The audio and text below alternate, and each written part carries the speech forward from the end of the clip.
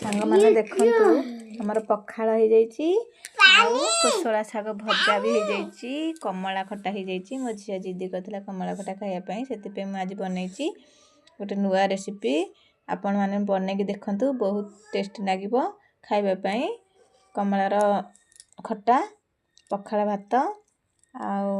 शाग भजा लंका दलिबा ताकू लंका साइड दलिकी कमला खटा लगे खाइने पखाड़ा तो केते खाए 3 कंसा भाया खाई है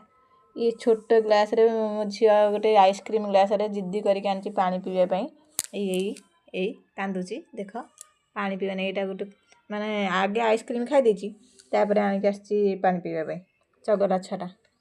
चगला अच्छी ये हूँ मो झी बड़ बहुत शांत बहुत भल पाठ भी पढ़े सी मत जिद्दी करता कमला खटा कर मामा मुझे आज बनई आपण मैंने भी कमला खटा कर खातु देखिए आप बहुत टेस्ट लगे कमेंट करें मत भल लगुच ना नहीं रही नमस्कार।